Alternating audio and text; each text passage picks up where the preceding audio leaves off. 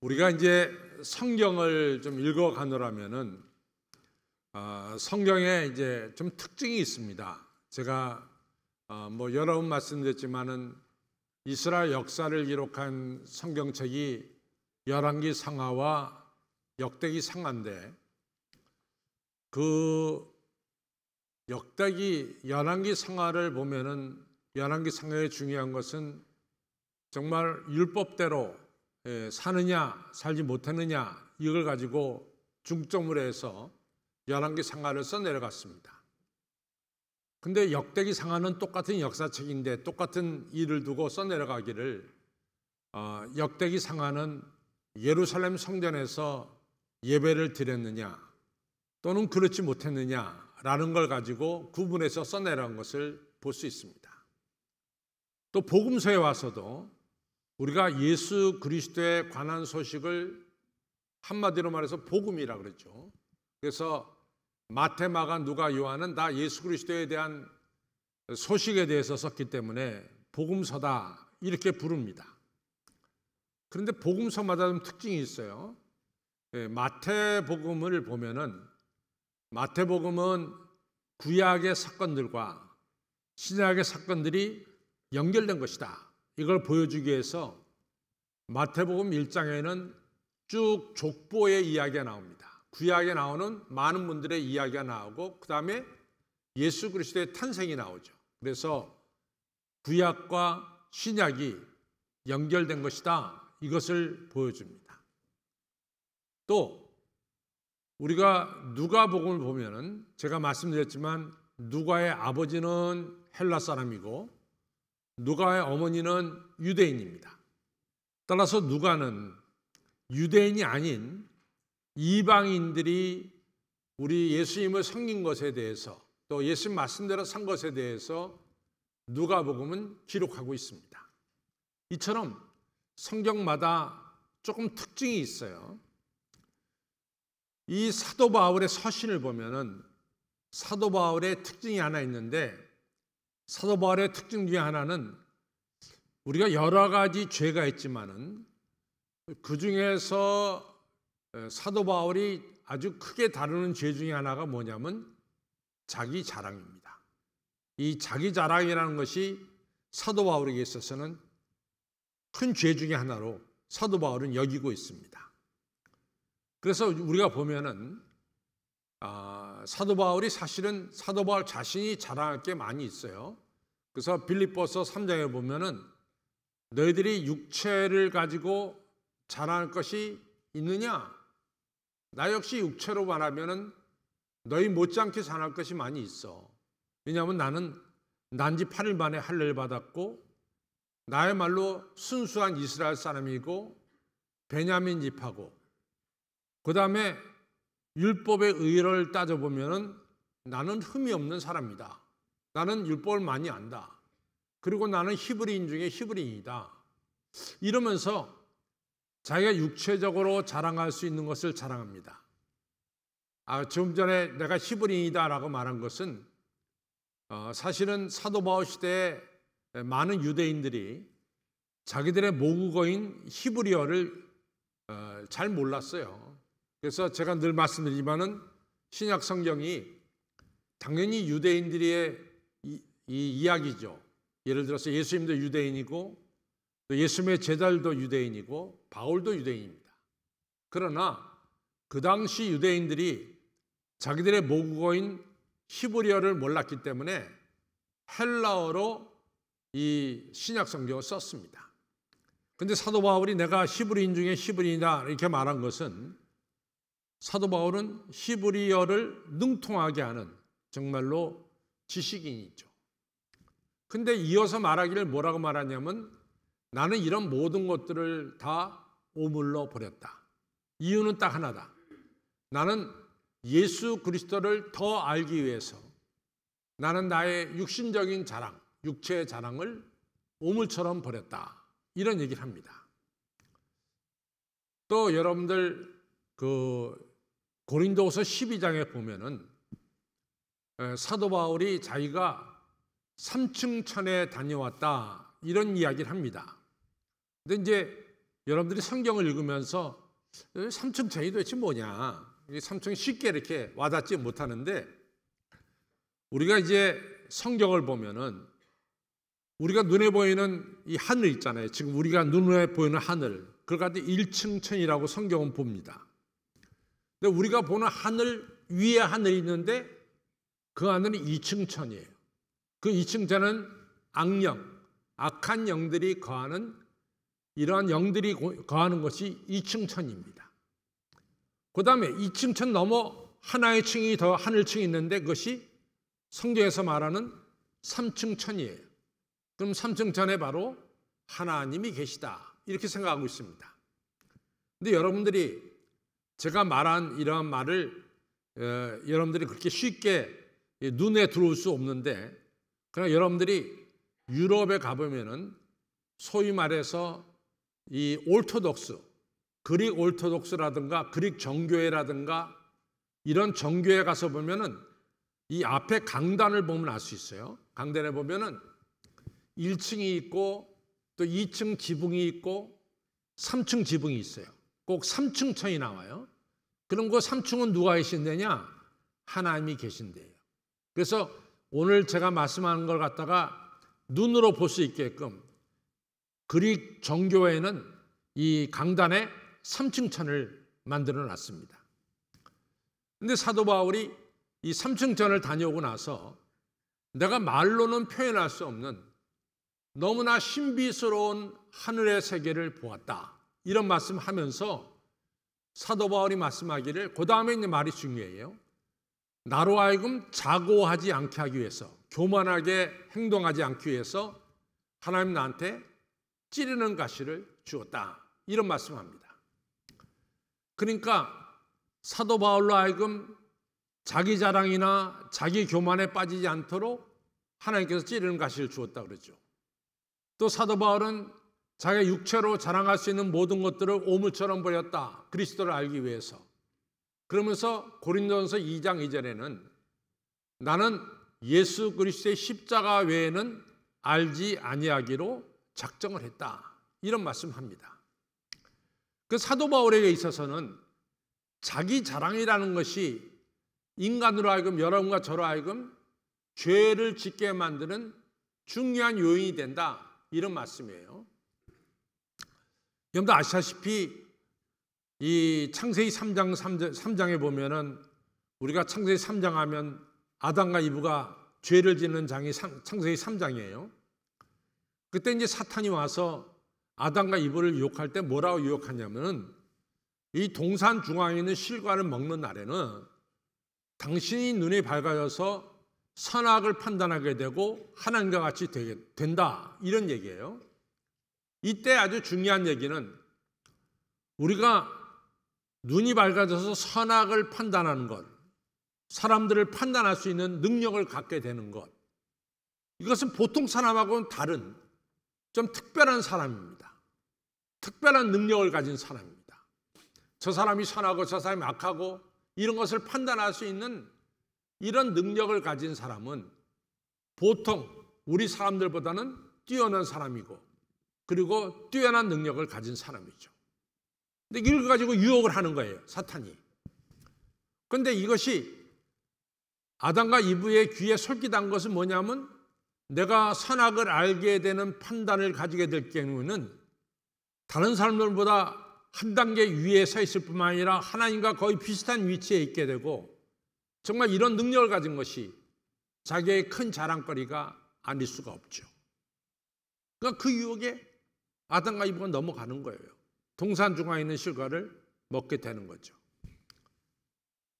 마태복음 4장 하면은 예수님께서 광야에서 40일 금식하면서 예수님 받은 시험이 나와요. 그 시험에 물론 돌이 떡이 되게 하라, 첫 번째 시험이 그거죠. 또 두 번째 시험은 예수님을 성전 꼭대기에 세워놓고선 뛰어내려라. 많은 사람들이 예수님이 성전 꼭대기에 있다가 저 높은 뾰족한 데 있다가 뛰어내릴 때, 많은 사람들이 예수님께서 뛰어내릴 것을 보게 될 것이고, 또 예수님께서 바닥에 떨어질 때 천사들이 예수님 발을 이게 붙잡아서 사뿐히 내릴 수 있도록 이렇게 해줄 것이다. 마치 엠파이어 스테이트 빌딩에서 엘리베이터를 타고 그 높은 102층에서 내려올 때 엘리베이터가 1층까지 편안하게 우리를 내리듯이 하나님의 천사가 예수님의 발걸음을 편안하게 내릴 때는 예수님은 다른 사람보다는 특별한 사람이야. 저분은 특별한 능력을 가졌고 특별한 하나님의 도움을 받는 사람이야. 이렇게 되면은 많은 사람들이 당신을 우러러 보지 않겠느냐? 이것이 당신에게 큰 자랑거리가 되지 않겠느냐? 이런 유혹을 합니다. 또 하나 유혹은 뭐냐면은 예수님에게 사탄은 내게 절만해. 그러면 눈에 보이는 세상을 내가 다 주겠어. 그러면은 사람들이 당신을 높일 것이고 우러러 볼 것이고 당신은 대단한 권력을 가진 남들이 갖지 못한 대단한 권력을 가진 사람이고 그것이 당신에게 큰 자랑이 아니겠느냐. 이런 식으로 유혹을 했습니다. 사탄의 유혹을 잘 보면은 사탄의 유혹은 우리의 뭐를 자극하냐면 나를 드러내고 싶어하는 마음, 나를 다른 사람들에게 자랑하고자 하는 그 마음을 사탄은 유혹하고 있음을 알 수 있습니다. 근데 사도 바울은 여기에 딱 초점을 걸었어요. 우리 인간이 쉽게 넘어갈 수 있는 게 뭐냐? 자기 자랑이라는 거죠. 자기 자랑. 나를 드러내고 싶고 나를 자랑하고 싶어하는 이러한 자기 자랑이 인간의 마음속에 있는 어떠한 욕심 중에 하나가 자기 자랑이라는 거죠. 그래서 사탄은 자꾸만 자기 자랑을 건드리는 거예요. 근데 사도 바울은 이런 자기 자랑이 말이죠.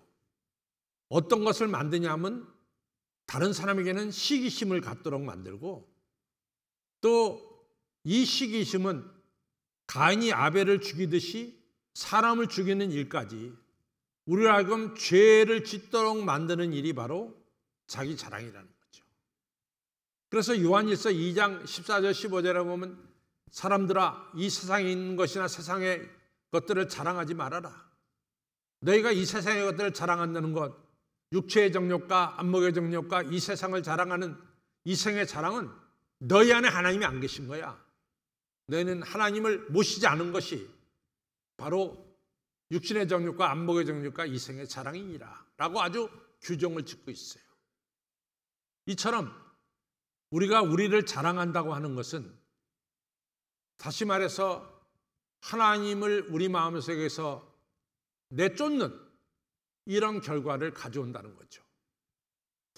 그런데 문제는 뭐냐면 우리 안에 있는 우리 스스로를 자랑하고 싶어하는 이런 마음, 그리고 우리가 쉽게 가지고 있는 시기심, 또 우리가 쉽게 가질 수 있는 교만한 마음, 도대체 이것을 갖다가 어떻게 하면 없이 할 수 있느냐?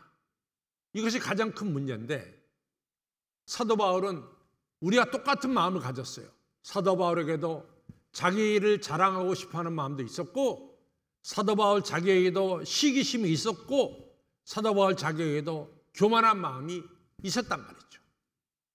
이것을 사도 바울이 없이 하는 길은 어디에 있느냐? 그 해답은 십자가밖에 없다는 거죠. 그래서 고린도전서 2장 2절에 나는 예수 그리스도의 십자가 외에는 자랑할 것이 없다. 오늘 우리가 읽은 갈라디아서 6장 14절에 내가 세상에 대해서 내가 죽고 세상은 나에 대해서 죽었다. 그리고 내게는 예수 그리스도의 십자가 외에는 아무것도 없다. 나의 자랑할 것은 십자가밖에 없다. 바로 십자가만이 자기를 죄짓게 만드는 자기 자랑, 시기심, 교만을 깨트릴 수 있는 중요한 무기가 바로 십자가다. 이런 중요한 이야기를 사도 바울이 강조하고 있습니다. 그래서 오늘은 이러한 사도 바울이 강조하는 십자가, 이 십자가의 구체적인 의미가 뭐냐 하는 걸 갖다가 오늘 사순절 5번째 주일 여러분들과 함께 나누려고 합니다. 왜냐하면 다음 주일은 또 종료주일이기 때문에 예수님이 낙이 타고 올라가신 그것에 대해서 말씀할 수밖에 없고, 또 그 다음 주는 부활절이기 때문에 부활의 주님을 증거할 수밖에 없고, 그래서 오늘 사순절 5번째 주일이 십자가에 대해서 증거할 수 있는 중요한 주일이다 생각해서 오늘 십자가의 의미를 택했습니다. 자, 우리가 이제 보십시오. 이 인간의 자랑이 뭘 가져오냐면은 하나님 말씀에 불순종을 가져와요. 그러니까 사탄이 지금 아담과 이브를 유혹하는 거예요. 너 이 동산 중앙에 있는 실과를 먹는 날에는 당신 선악을 판단하는 대단한 사람이 되는 거야. 하나님과 같이 되는 거야. 다른 사람들이 당신을 우러러봐. 당신은 정말 남들이 가지지 못하는 선악을 알게 하는 능력을 가진, 자신을 얼마든지 자랑할 수 있는 사람이 되는 거야. 이러면서 딱 유혹하니까 아담과 이브가 그 유혹에 딱 걸려 넘어갔죠. 그래서 첫 번째 나타나는 게 뭡니까? 하나님 말씀을 불순종하게 만든다. 그것이 바로 하나님 말씀을 불순종하게 만들었어요. 동산중앙에 있는 실과를 먹지 말라는데 먹는 거야. 자기 자랑이 세지다 보니까, 강해지다 보니까 자연스럽게 뭡니까? 하나님 말씀을 불순종하게 되는 이런 결과를 가져오죠. 그래서 항상 자기 자랑이 강해지면은 뭐가 나타나냐면은 여러분과 저가 하나님 말씀에 대해서 순종치 않고 불순종하는 이런 결과를 가져옵니다. 또 우리 마음속에 시기심이 있어요. 시기심이 있습니다. 시기심이 있는데 어제 우리 장로님 한 분이 너무 재미있는 얘기를 했어요. 우리나라에서 현재 은퇴한 뒤에 가장 좋은 사람이 누구냐? 남편은 대학 교수를 해가지고 정년 은퇴한 분들은 한 350에서 400만 원을 받고 연금을, 그다음에 부인은 뭐 중고등학교, 초등학교 교사를 하고 그만두면은 글쎄 여기 뭐 우리 교회 많은데 난 얼마 받는지 모르지만 한 350 받는데, 그래 두 분이 합치면 7, 800을 매달 받는데요. 그런 분들이 은퇴 뒤에 가장 좋다는 거죠.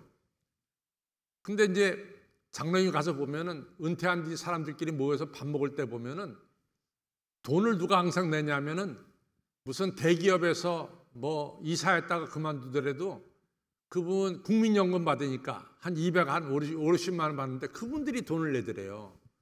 그래서 우리 장로님이 야, 대기업에서 은퇴한 사람 돈 내지 마, 앞으로는. 맨날 자기네 연금 700, 800 받는다고 자랑하는 너희들이 내. 이랬다는 거죠. 그러니까 자랑하게 되면은 자연적으로 우리 마음속에 뭐가 생기냐면 시기하는 마음이 생겨. 그것이 자연적인 거야. 자랑하게 되면. 여러분, 우리가 이 시기심이라는 게 또 얼마나 무섭습니까? 가인이 말이지. 아벨이 하나님께 예배드린 게 받아지고 자기는 안 받아지니까 시기심이 발동해서, 시기심이 가져온 게 뭐예요? 자기 어머니 한 배에서 난 동생을 죽이는 거야. 이게 시기심이 무서운 거예요. 동생을 죽입니다. 또 야곱의 아들들이 어떻게 합니까? 야곱이 요셉을 갖다 사랑하니까 야곱의 큰형 루벤을 비롯해서 우리가 잘 아는 유다, 시므온, 레위, 이런 형제들이 시기심을 가진 거야. 그러니까 아버지 사랑받는 요셉을 갖다가 은 20의 아라비아 상인들에게 팔아버린 거죠. 그러니까 이처럼 자기 자랑은 우리가 하나님 말씀에 불순종하게 만들고, 시기심은 사람을 죽이게 만들고 또는 팔아버리게 만드는 이런 결과를 가져온단 말이죠. 그것이 바로 뭡니까? 죄예요, 죄. 하나님 말씀에 불순종한 게 죄고, 사람을 죽이는 게 죄고, 그 다음에 동생을 갖다가 팔아버리는 게, 그게 바로 죄입니다. 그래서 로마서 5장 14절에 사도 바울이 이렇게 말합니다. 아담이 저지른 죄가 오늘 우리에게 내려와서 그 죄가 우리에게 가져온 것이 사망인데, 바로 그 사망이 우리의 삶에 왕노릇하고 있다, 이렇게 말하고 있어요. 그러니까 우리 마음속에 있는 자기자랑, 시기심, 교만한 마음 이런 것들이 결국은 여러분과 저로 하여금 죄를 짓게 만들고 그 죄는 결국은 우리를 하여금 사망이라고 하는 것, 죽음이라고 하는 것을 가져오겠다 이런 말씀입니다. 하나님 보시기에 이러한 죄 가운데 살고 죽음 가운데 살고 있는 여러분과 저는 너무 안타까운 거예요. 그래서 레위기 17장 11절에 보면은 생명은 피에 있느니라. 누구든지 피를 제단에 뿌린 자는 속죄함을 얻느니라. 이런 말씀이 레위기 17장 11절에 나와요. 그러니까 구약의 사람들은 자기들의 죄를 사하기 위해서 매년 수백만 마리의 양과 소와 염소를 죽여요. 왜냐하면 자기의 죄를 씻기 위해서. 근데 결론은 뭐냐? 2022년에 수백만 마리 양과 소와 염소를 죽였어도 그 죄가 없어지지 않냐니까 2023년에 또다시 수백만 마리를 죽일 수밖에 없는 거죠. 그것이 구약에 매년 이어져 내려왔습니다. 그래서 히브리서가 아주 분명하게 이 문제를 가르고 있습니다. 우리 히브리서 10장에 보면 뭐라고 나오느냐? 황소나 양이나 염소의 피로는 우리의 죄를 절대로 사할 수가 없습니다. 이것이 결론이에요. 우리의 죄, 자기 자랑이란 죄, 시기심이란 죄, 교만이란 죄를 갖다가 황소의 피, 염소의 피 가지고는 씻을 수가 없다는 거예요. 그래서 하나님께서 한 가지 특별한 것을 예비하셨어요. 그 예비한 것이 뭐냐? 흠없고 죄 없는 독생자 예수님을 이 땅에 보내시고 예수님을 십자가에 달려 죽게 하셔서 그 피로 여러분과 저의 죄를 깨끗하게 사하는 이러한 하나님의 뜻, 하나님의 방법, 하나님의 의의를 이 땅에 이루셨다라고 히브리서는 분명히 말씀하고 있습니다. 그래서 예수님의 십자가는 뭐냐? 예수 그리스도의 십자가는 여러분과 저가 가지고 있는 자기 자랑, 시기심, 교만한 마음, 죄를 짓게 하는 이런 것들을 갖다가 없이 하는 중요한 것이 바로 뭐냐? 예수님의 십자가라고 하는 사실입니다. 그러면 누가 그래요? 도대체 하나님은 왜 독생자 아들 예수님을 나를 위해서 십자가에 달려 죽게 했느냐? 그 이유가 뭐냐? 성경은 말하고 있습니다. 우리가 원수 되었을 때, 우리가 하나님을 아직 알지 못할 때 독생자 예수님으로 하여금 우리의 죄를 대신 지시고 십자가에 달려 죽게 하심으로 우리를 향한 하나님의 사랑을 보여주시고 확증하셨느니라. 이유는 하나밖에 없어요. 하나님이 여러분과 저를 사랑하셔서 우리의 죄를 용서하시고 씻어주신다는 거예요. 그것을 이해가 될 때만이 요한복음 3장 16절이 들어오는 거예요. 하나님이 세상을 이처럼 사랑하사 독생자를 주셨으니 누구든지 저를 믿는 자는 멸망치 않고 영생을 얻게 하려 하심이라. 김성정 원사님, 며느리도 있고 딸도 있고 사위도 있죠. 아들이 엄마한테 잘못한 게 한 10가지가 돼. 근데 며느리는 보니까 하나밖에 잘못한 게 없어. 아들 잘못한 게 10개 생각나요, 안 나요? 며느리 하나 잘못한 거 생각나요, 안 나요? 좀 정직해져야지. 일부 예배 때 어느 분이 그래서 내가 권사님 그런 말 하지 마세요. 난 권사님하고 나하고 20년을 가까이 한 교회에 섬기는데 권사님이 20년 동안 자기 아들 욕한 적 한 번도 없어. 그러니까 아무 말 못하더라고.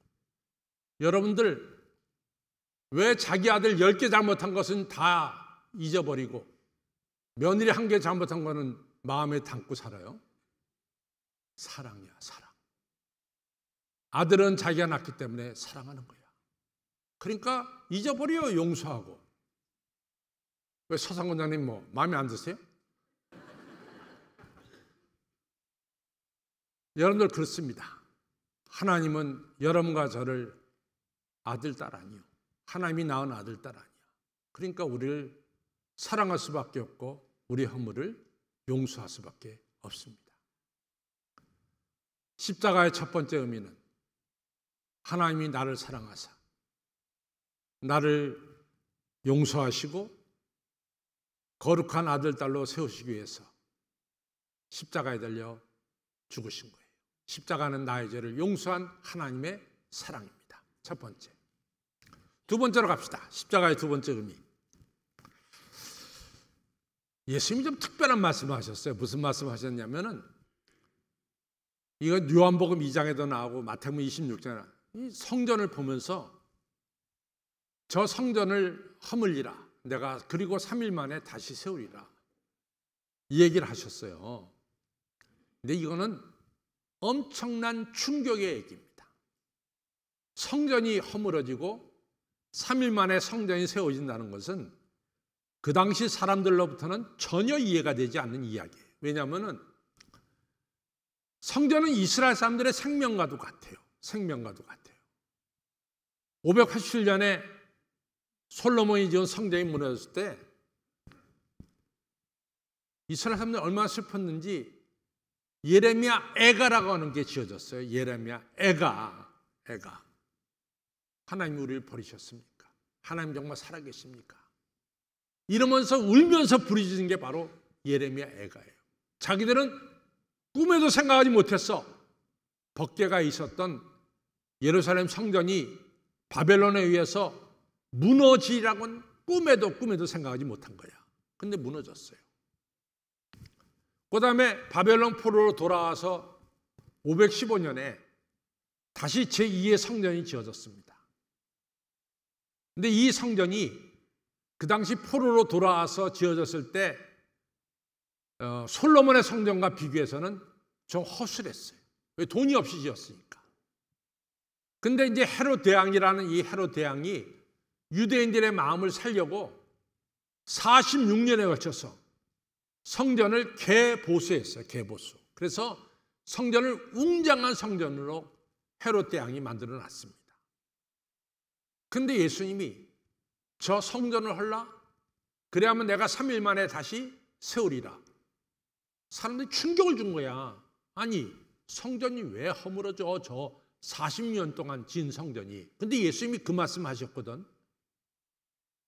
근데 이제 나중에 보니까 예수님이 그 말씀하신 것은 예수님 십자가에 달려 죽은 지 며칠 만에?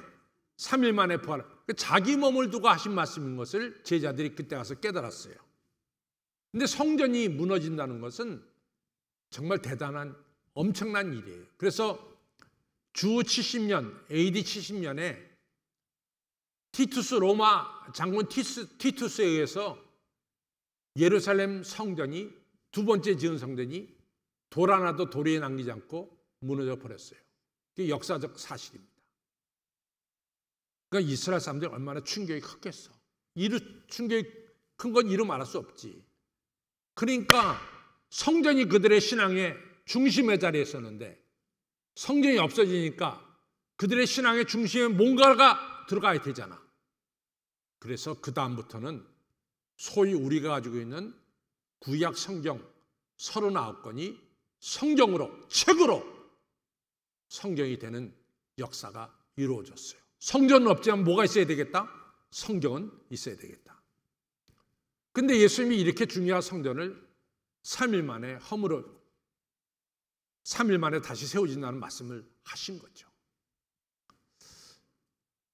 성 어거스틴이 우리 기독교 2000년 역사 속에 저는 오늘날 우리 기독교를 체계화시킨 사람 두 사람을 꼽으라 그러면은 한 사람은 사도 바울이고 다른 한 사람은 전 성 어거스틴이라고 봅니다. 성 어거스틴이 우리가 가지고 있는 신약 성경 27권을 갖다가 만드는데 27권을 세우는데 중요한 역할을 한 분이 성 어거스틴이고 여러분과 제가 은혜로다, 은혜로다, 은혜에 대해서 분명하게 말씀하신 분이 바로 성 어거스틴이에요. 근데 이 성 어거스틴이 로마, 기독교를 국교로 삼은 로마가 북쪽에 있는 오랑캐에 의해서 자꾸만 침범을 당하고 전쟁하면 로마가 패배하는 거예요. 계속해서 로마가 밀리는 거야. 북쪽 오랑캐 이 사람들에 의해서. 성 어거스틴이 이해를 못했어요. 하나님, 로마는 적어도 기독교를 국교로 삼은 나라가 아닙니다. 그런데 어떻게 저 하나님도 모르는 저 북방 오랑캐 같은 족속들에게 로마는 망하고 있습니까? 너무 고민스러웠어요. 그에 대한 대답이 성 어거스틴 마음속에 생기질 않는 거야. 그때 성 어거스틴이 중요한 것을 발견합니다. 그것은 뭐냐면 썩어 빠진 부패한 이같이 로마는 무너지고 그 안에 새로운 도성, 하나님의 도성이 세워지는 것을 그가 눈으로 보았어요. 그것이 바로 하나님의 도성이란 그의 책에서 그가 말하는 거죠. 십자가는 뭐냐?